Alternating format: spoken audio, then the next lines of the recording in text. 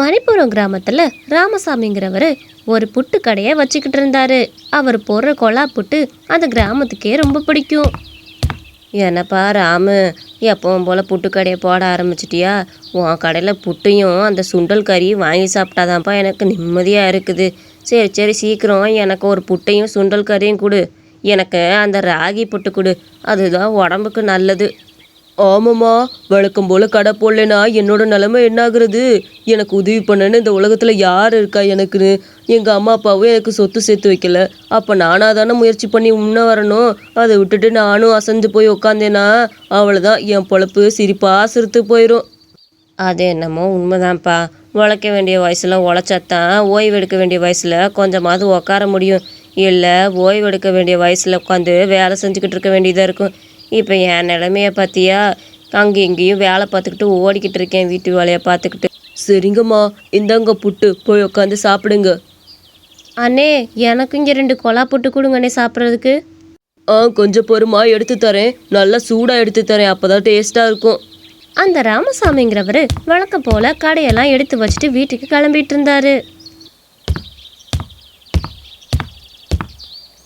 அட, இது என்ன நல்ல புது கட்டில் மாதிரி இருக்கு. யார் இதை தூக்கி இந்த ரோட்டில் போட்டு வச்சிருக்கிறது? பேசாமல் நம்ம இந்த கட்டில் எடுத்துகிட்டு போயிடுவோமா? நமக்கு தான் வீட்டில் படுக்க ஒன்றுமே இல்லையே, தரையில் தானே படுக்கிறோம். இந்த கட்டில் வீணாக இருக்கிறதுக்கு நம்மளாவது பயன்படுத்திக்கலாம், எடுத்துகிட்டு போவோம். ஆகா, முதல்ல கட்டிலில் படுத்து தூங்க போகிறேன். என் வாழ்க்கையில் ஒரு தடவை கூட நான் கட்டில் படுத்து தூங்கினதில்ல. இன்னைக்கு தான் முதல்ல தூங்க போகிறேன். சரி, இன்னைக்காவது நிம்மதியாக தூங்குவோம். ஏதாவது அடியில் வந்துருமோ, பூச்சி வந்துருமோன்னு பயத்திலே தூங்க வேண்டியதாக இருக்கும். இனிமேல் அந்த பயமே தேவையில்ல, இந்த கட்டில் நல்லா படுத்துக்கலாம்.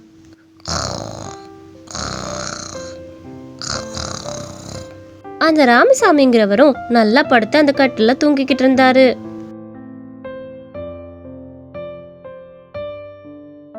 ஆனா அவர் நினைச்சது மாதிரி அங்க நடக்கல. அடுத்த நாள் அவருக்கு ரொம்ப உடம்பு சரியில்லாம போயிருந்தது. ஐயோ, என்ன உடம்புலாம் இப்படி போட்டு அணுத்தி எடுக்குது? நல்லா தானே இருந்தேன் நேற்று வரைக்கும். வாயெல்லாம் இப்படி கசக்குது. இப்படியே படுத்திருந்தோம்னா யாரும் பார்க்க மாட்டாங்க.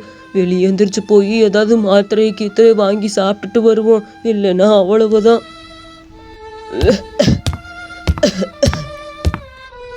அடே ராமசாமி, எங்கடா இப்படி பிஞ்சு பீசு வாங்கி போயிட்டு இருக்கிற? நல்லா தானே இருந்தா இப்படி உடம்பு சரியில்லாத மாதிரி இருக்கிற. என்னாச்சு உன் உடம்புக்கு? எப்போ ஸ்ட்ராங் பாடியா நடந்து போவ, இன்னைக்கு பாரு எப்படி போயிட்டு இருக்கேன்னு கூணு வளைஞ்ச மாதிரி. என்னாச்சுடா? அதை ஏண்டா கேட்குற? என்னான்னு தெரில, நைட்டு நல்லா தாண்டா படுத்து தூங்குனேன். காலையில் எந்திரிச்சதுமே உடம்பு அன்னத்தி எடுத்துருச்சு. என்னான்னு பார்த்தா காய்ச்ச கொதிச்சுக்கிட்டு கிடக்குது. அதான் போய் மாத்திரையை வாங்கிட்டு வரலான்னு போய்கிட்டு இருக்கிறேன். ஒன்றும் முடியலடா, பார்த்துக்கவும் ஆள் கிடையாது. அதனால தான் நானாக எந்திரிச்சு மருந்து வாங்குறதுக்காக வந்தேன்.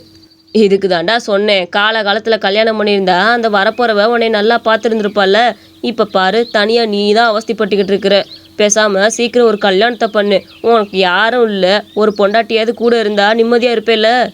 சீக்கிரம் கல்யாணம் பண்ணுடா, வெகுளித்தனமாகவே சுற்றிக்கிட்டு இருக்காத, புரியுதா?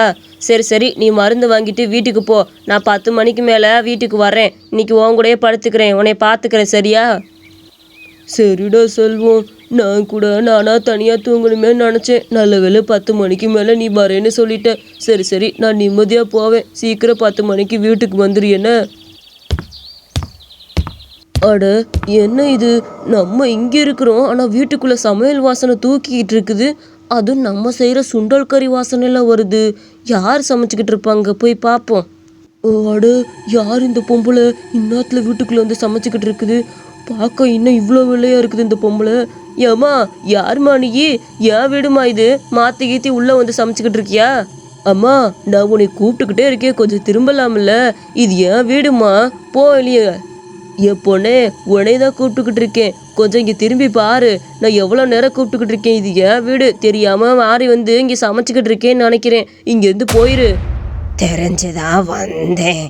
எனக்கு உனக்கு சமைச்சு கொடுக்கணும்னு ரொம்ப ஆசை.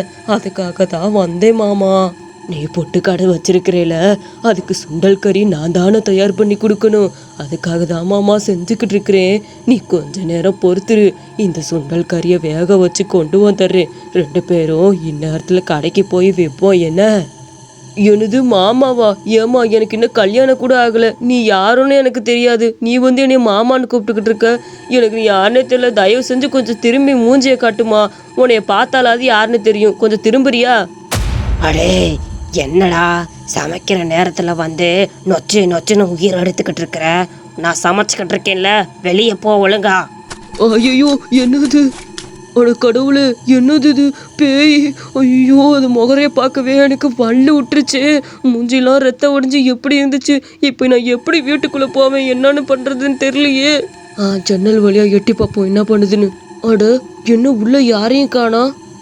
இங்கே தானே அந்த பேய் சமைச்சிக்கிட்டு இருந்துச்சு, யாரையும் காணாமே. சரி, நம்ம எதுக்கும் கட்டில் எடுத்துகிட்டு வெளியே வந்து படுத்து தூங்க ஆரம்பிச்சிருவோம்.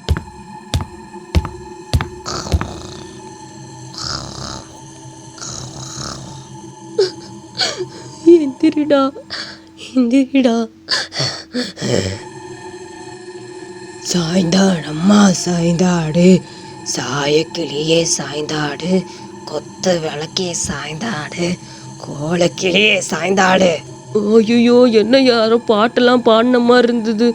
எந்திரிச்சு பார்த்தா யாரையுமே காண, பயமா இருக்கு. அந்த பேய் எது திருப்பி திருப்பி வந்துட போகுது. நம்ம நல்லா இறுக்கி கண்ணை மூடி தூங்கிடுவோம். நம்ம தூங்குறத பார்த்து அந்த பேயே ஓடி போயிடணும்.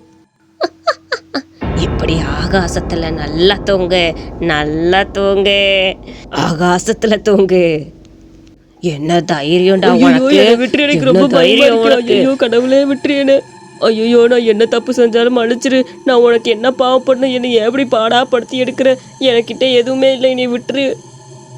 எனக்கு வேண்டிய பொருளை நீ எடுத்துட்டு வந்துட்டா நான் எப்படி நிம்மதியா இருக்க முடியும்? யாரோ வந்துட்டாங்க. டே ராமு, என்னடா லூசா நீ நைட்ல தூங்காம இங்கே உட்காந்துருக்க? அட ஏன்டா நீ வேற கேட்குற? இன்ன வரைக்கும் அந்த பேயை நீ பாடா படுத்தி எடுத்துருச்சு தெரியுமா? உள்ளே இருந்து சமைச்சிக்கிட்டு இருந்துச்சு, வெளியே வந்து கட்டில் தூங்கலான்னு பார்த்தா இந்த கட்டிலுக்கும் வந்து என்னை தூக்கி வீசிருச்சு தெரியுமா?